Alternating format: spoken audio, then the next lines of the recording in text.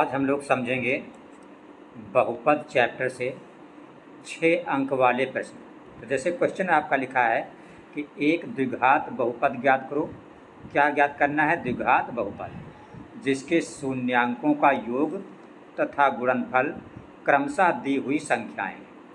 तो जैसे ये 1/4 कामा -1 लिखा है, तो पहले क्या है? शून्यांकों का योग। इसका मतलब इस सवाल में शून्यांकों का योग 1/4 है और शून्यांकों का गुणनफल क्या है? -1। इसी तरह इस वाले क्वेश्चन में शून्यांकों का योग √2 है और शून्यांकों का गुणनफल 1/3 है। इसी तरह इस क्वेश्चन में शून्यांकों का योग 0 है और शून्यांकों का गुणनफल √5 है। ठीक उसी तरह इस क्वेश्चन में शून्यांकों का योग +1 है और शून्यांकों का गुणनफल भी यहाँ पे 1 है। तो जब शून्यांकों का योग और शून्यांकों का गुणनफल दिया हो, आपसे कहे बहुपद ज्ञात करो, तो बहुपद ज्ञात करने का एक सूत्र होता है। हम उस सूत्र को लिखकर शून्यांकों का योग और गुणनफल रख देते हैं और हमारा आंसर आ जाता है। इसके लिए हमारा सूत्र होता है x² माइनस शून्यांकों का योग गुणित x प्लस शून्यांकों का गुणनफल बराबर 0। तो जैसे ये हमें पहला सवाल हल करना है, तो x² की जगह पर x² ही रहेगा माइनस शून्यांकों का योग। तो जहाँ पे ये शून्यांकों का योग लिखा है वहाँ पे 1/4 आ जाएगा। ठीक है, ब्रैकेट बंद। फिर बाद में x लिखा है, x लिख देंगे। ये प्लस है, प्लस लगा देंगे। फिर है शून्यांकों का गुणनफल, तो शून्यांकों के गुणनफल की जगह पे क्या आ जाएगा? -1। फिर ये बराबर की जगह पे बराबर और 0 की जगह पर 0। अब ये आपका आंसर है, बट इस आंसर में आप देख रहे हैं नीचे क्या है? 4 है। तो अगर नीचे का 4 ख़त्म करना है तो इस पूरे समीकरण को क्या कर दो? 4 से गुणा। तो जब आप इसको 4 से गुणा करोगे तो ये x² क्या हो जाएगा? 4x²। ये माइनस है, माइनस लगा दोगे। यहाँ पे जब 4 से गुणा होगा ऊपर, तो ये 4 और 4 क्या होगा? कट जाएगा। तो 1 का x में गुणा तो सिर्फ क्या बचेगा? x। ये कैसे आया? देखिए 1/4 था, 1/4। तो अगर इसको आप 4 से गुणा करेंगे तो 4 4 कट जाएगा, तो सिर्फ 1 बचेगा। तो वही 1 बचा। 1 का x में गुणा तो x हो गया। माइनस है, माइनस लगा दिया। फिर ये प्लस और ये माइनस, तो प्लस माइनस मिलके क्या होता है? माइनस।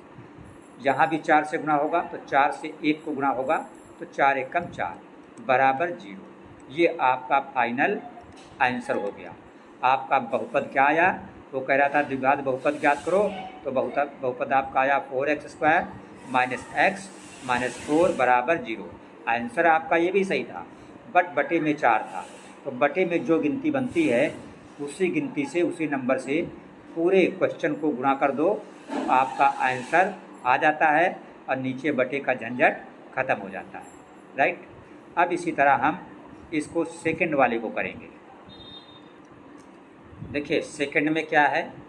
शून्यांकों का योग जो है वो √2 है और शून्यांकों का जो गुणनफल है वो 1/3 है। तो सूत्र ये हमारा लिखा हुआ है। फिर से यही सूत्र लिखेंगे, x² की जगह पे x² माइनस जहाँ पे शून्यांकों का योग है वहाँ पे क्या रख देंगे? √2 ब्रैकेट बंद, बाहर x प्लस शून्यांकों का गुणनफल। तो शून्यांकों का गुणनफल कितना है? 1/3। ये हो गया 1/3 बराबर क्या? 0। अब यहाँ पे आप देख रहे हैं इसमें नीचे क्या है? नीचे जो है 3 है। तो इस 3 को ख़त्म करने के लिए पूरे सवाल को 3 से गुणा कर देंगे। तो जब हम 3 से गुणा करेंगे इसको,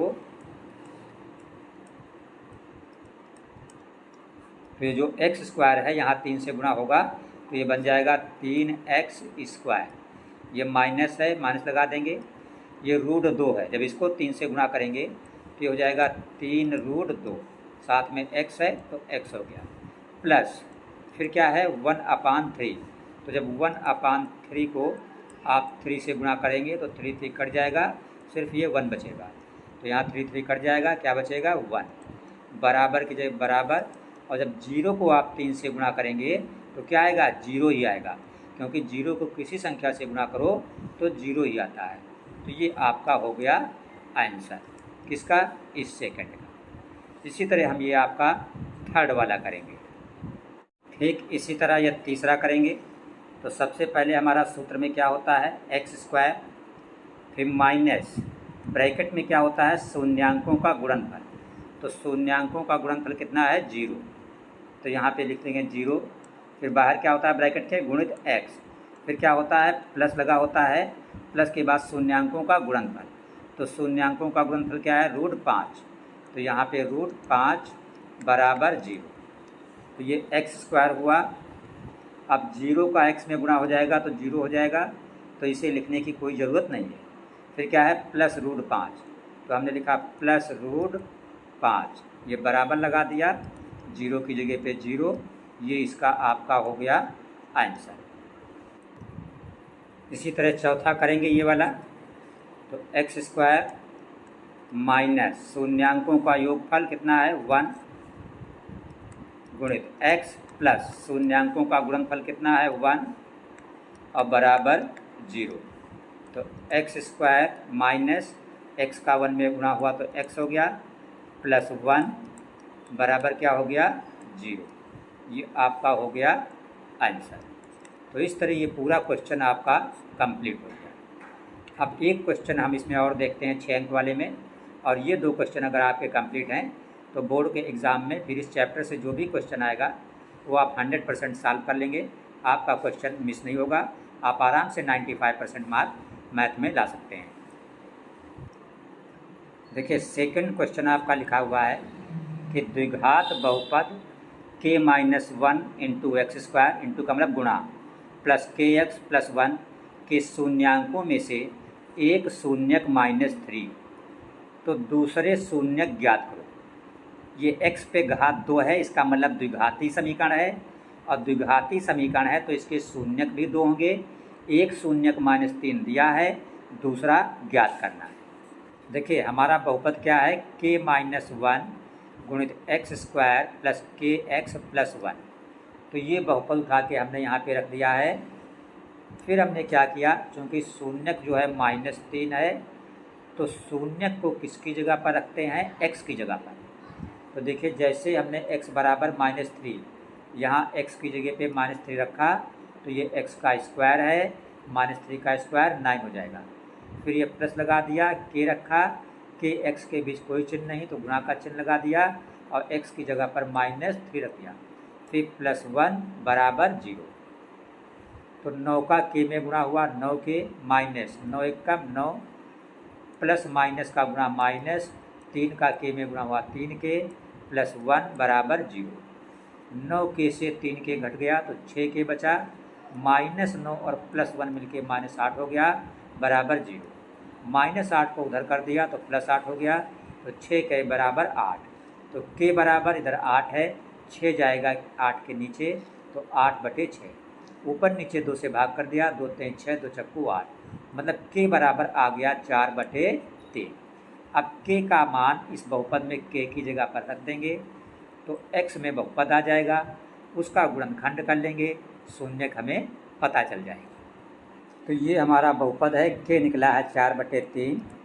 तो k की जगह पे हमने लिखा 4/3 -1 एक्स स्क्वायर, प्लस फिर k की जगह पे 4/3 और साथ में x +1। तो 3 एक कम 3 हो जाएगा, 4 से 3 घटेगा 1 बचेगा, तो 1 नीचे क्या है 3, 1/3 एक्स स्क्वायर प्लस 4/3 एक्स और +1। अब हम इसको 3 से गुणा कर देंगे, क्यों? क्योंकि ये नीचे बटे में 3 है, बटे का झंझट ख़त्म करने के लिए।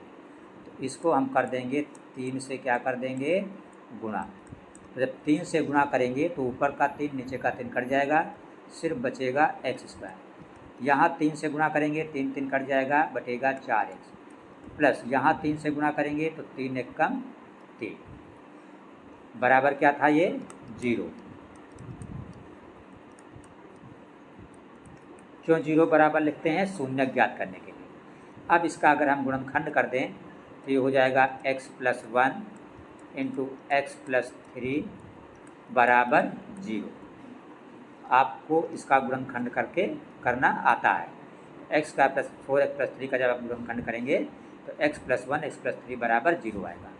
तो आप लिखेंगे एक बार इस ब्रैकेट को कि जब x+1 बराबर 0 तो x बराबर +1 उधर जाएगा तो -1, फिर लिखोगे जब इसको लिखोगे x+3 बराबर 0 तो x बराबर आ गया आपका -3। तो एक शून्य -3 तो था ही, आपको दूसरा शून्य ज्ञात करना था, तो दूसरा क्या आया है -1।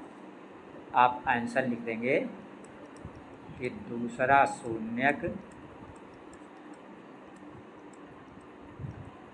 शून्यक बराबर -1।